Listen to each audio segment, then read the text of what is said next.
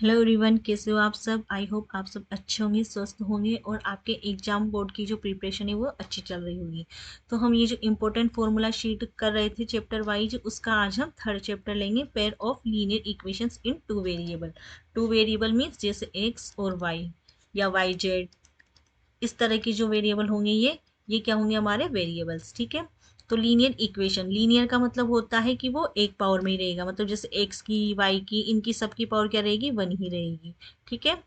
तो इसकी तो ये होता है हमारा an equation which can be put in the form a x plus b y plus c equal zero.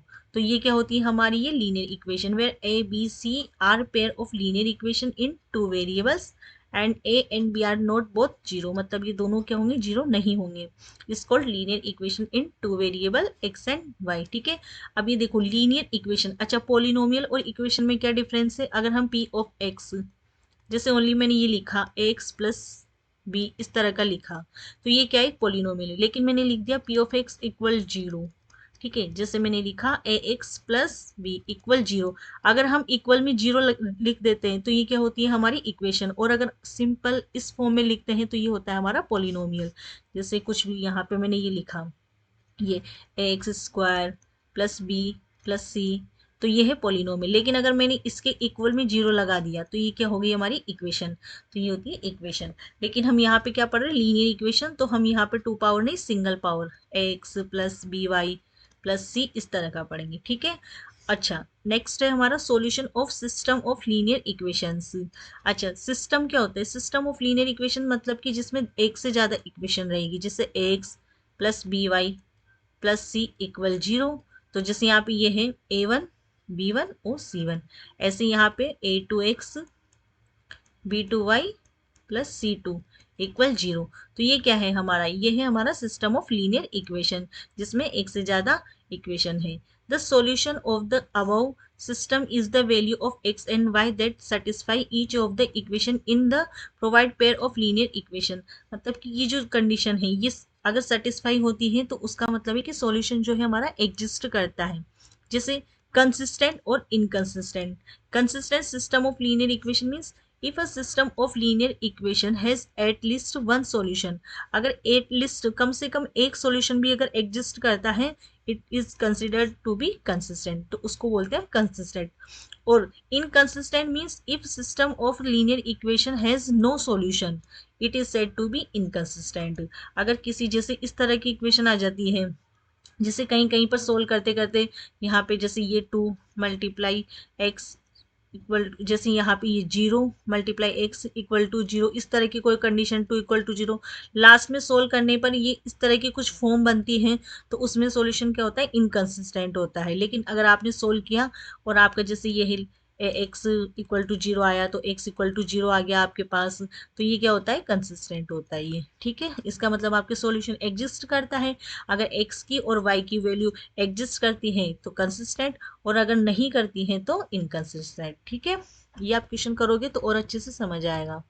Next, अच्छा, टाइप ऑफ लीनियर इक्वेशन, उनकी जनरल फॉर्म और ये डिस्क्रिप्शन, सॉल्यूशन। ठीक है। फर्स्ट है हमारा linear equation in one variable.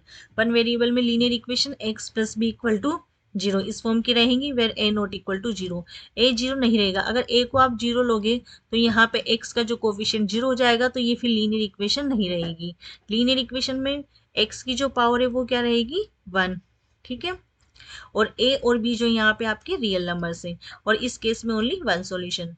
Linear equation in two variables, two variables जैसे a x plus b y plus c, या टू वेरिएबल एक्स और वाई हो गया। ठीक है। Where a b not equal to zero and a b c real numbers रहेंगे। इस case में आपके इन्फिनिट सॉल्यूशन पॉसिबल है। ठीक है। जैसे कि चेंज करते जाओ आप यहाँ पे एक्स और वाई की वैल्यू चेंज करते जाओ अलग अलग, तो आपको अलग अलग सॉल्यूशन मिलते जाएंगे। तो इस केस में infinite number of solution possible हो सकते हैं। Linear equation in three variables, three variables means x y z, कुछ भी एल एम एन कुछ भी ले सकते हो आप। फिर a b c not equal to zero and a b c are real numbers, इस केस में भी आपके इन्फिनिट सॉल्यूशन एग्जिस्ट करते हैं। ठीक है। फिर इसके बाद नेक्स्ट है आपका, ये इंपॉर्टेंट है आपके लिए, इसमें देखो ये सिस्टम ऑफ लीनियर इक्वेशंस दिया हुआ है, the pair of equations of the form.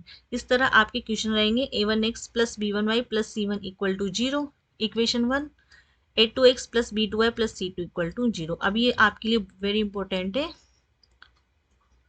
ठीक है।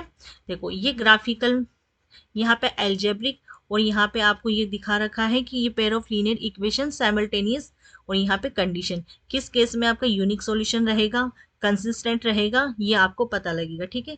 ये ग्राफ से आप बता सकते हो, ग्राफ से और यहाँ पे कंडीशन से। एक मेथड होता है कि आप ग्राफ से बताओ, और दूसरा मेथड होता है कि आप इस कंडीशन से बताओ। इन दोनों से आप ये बता सकते हो कि यूनिक सॉल्यूशन होगा, इनफिनिट सॉल्यूशन होगा, या नो सॉल्यूशन होगा। अब देखो पहला हमारा ग्राफिकल मेथड। ग्राफिकल मेथड में अगर आपकी पेयर ऑफ लीनियर इक्वेशन है जिसमें ये a1 b1 c1 a2 b2 c2 इनके ये कांस्टेंट है, अगर इंटरसेक्टिंग लाइन, अगर ये लाइन जो है ये ग्राफ है, ठीक है, ये ग्राफ है आपका, और अगर लाइन इंटरसेक्ट कर रही है ऐसे कहीं पर भी किसी भी पॉइंट पर इंटरसेक्ट कर रही है, तो ये आपका होता है यूनिक सॉल्यूशन, ठीक है। ये ग्राफ से बता रही हूँ, फिर इससे बताऊंगी। इसके बाद अगर कोइंसाइडेंट, मतलब कि जैसे ये आपका ग्राफ है, ठीक है, ये है आपका ग्राफ है ये। अब एक के ऊपर एक, जैसे ये मैंने बनाया, अब इसी पर ही सेकेंड लाइन भी इसी पर ही बन रही है, तो इस केस में क्या हो जाएगा, इस केस में इनफिनिट सॉल्यूशन हो जाएंगे। इनफिनिट सॉल्यूशन कैसे, जैसे ये पॉइंट भी, ये पॉइंट भी, इसके ऊपर जितने भी पॉइंट होंगे सारे ही सॉल्यूशन रहेंगे, क्योंकि दोनों एक दूसरे के ओवरलैप कर रही है। इस केस में तो सिंगल पॉइंट पर कट कर रही थी, आपने लाइन बनाई, ये सिंगल पॉइंट पर कट कर रही है, तो यूनिक सॉल्यूशन। किस केस में, इस वाले केस में, ठीक है। लेकिन इस केस में क्या है, ये दोनों लाइन ओवरलैप हो रही है, तो जितने भी पॉइंट है ये सब क्या है, सॉल्यूशन है। और थर्ड केस है आपके ये parallel line. Parallel line means ये ऐसे आपके पैरेलल लाइन बन गई है, ठीक है, ये एक्स एक्सिस और ये वाई एक्सिस, यहाँ से ये। अब ये पैरेलल, अब ये कहीं पर भी कट नहीं करेगी, इसका मतलब ये कहीं पर भी कट नहीं करेगी, तो इसमें नो सॉल्यूशन, इस केस में आपको कोई सॉल्यूशन नहीं मिलेगा, इस केस में आपके नो सॉल्यूशन। तो सॉल्यूशन केवल इस केस में और इस केस में, इन दोनों केस में कंसिस्टेंट, और इन दोनों, इस वाले केस में इनकंसिस्टेंट, इन दो, इस केस में तो कंसिस्टेंट और इस वाले केस में इनकंसिस्टेंट, क्योंकि यहाँ पे आपके सॉल्यूशन एग्जिस्ट नहीं करता है, ठीक है। अब ये तो आपने बताया ग्राफ से, ठीक है, लेकिन अगर ग्राफ से नहीं बताना, आपको ऐसे बताना है, तो कंडीशन से आप कैसे बनाओगे, a1/a2, ये आपके यहाँ पे है a1/a2 नॉट इक्वल b1/b2, मतलब आपने ये निकाला, और a1/a2 नॉट इक्वल b1/b2 है, तो आपका यूनिक सॉल्यूशन। और a1/a2 equal b1/b2 equal c1/c2, तो इस केस में होता है इनफिनिट सॉल्यूशन। देखो जैसे आपने एक तो आपने लिखा यहाँ पे, अलग अलग ये बन रहा है आपका, जैसे इसके लिए मैं आपको बताती हूँ, जैसे इसके लिए यहाँ पे ये 2x plus 3y equal to 0। अब यहाँ पे मैंने ले लिया ये, यहाँ पे ये 6y, ये ले लिया 4x इक्वल टू 0। अब बताओ, अब ये दोनों लाइनें क्या है, यहाँ पे ये दोनों लाइनें सेम है, कैसे, ये 2 का मल्टीपल, ये 2 2 जो 4, 2 3 जो 6, इसमें अगर हम 2 कॉमन ले लेंगे तो वापस से यही लाइन बन गई, यही लाइन बन जाएगी, तो अगर इस एक के ऊपर एक ओवरलैप हो जाएगी ये, तो इस केस में क्या हो जाएगा, इस केस में आ जाएगा आपके इनफिनिट नंबर ऑफ सॉल्यूशन। इस केस में a1/a2 करो, आप देखो आप 2/4 इक्वल 3/6, तो ये 1/2 1/2। इस केस में सी हमने लिया नहीं है, वो भी आप ले सकते हो। तो यहाँ पे देखो 1/2 इक्वल है, c1/c2 भी इस केस में इक्वल ही आएंगे, तो इस केस में इनफिनिट सॉल्यूशन।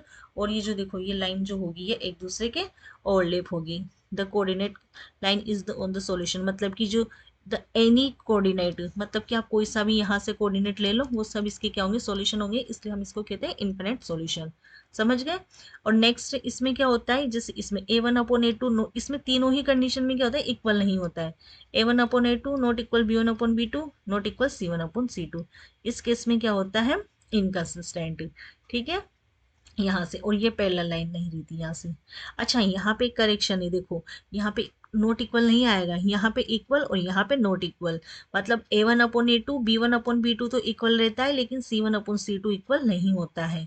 कैसे, जैसे ये तो पैरेलल है, लेकिन यहाँ पे c1/c2 इनके इक्वल नहीं होता है, क्योंकि ये डिस्टेंस को बताता है। फिर अगर ये भी इक्वल हो जाएगा तो फिर ये वाली कंडीशन हो जाएगी, तो ये दोनों तो इक्वल रहते हैं, लेकिन ये इसके इक्वल नहीं आता है, ठीक है, इस वाले केस में। तो ये होता है नो सॉल्यूशन, पैरेलल लाइन में नो सॉल्यूशन, इस वाले केस में, ठीक है। तो आई होप आपको ये तीनों समझ में आई होगी, ठीक है। Thanks for watching, like share and subscribe my channel.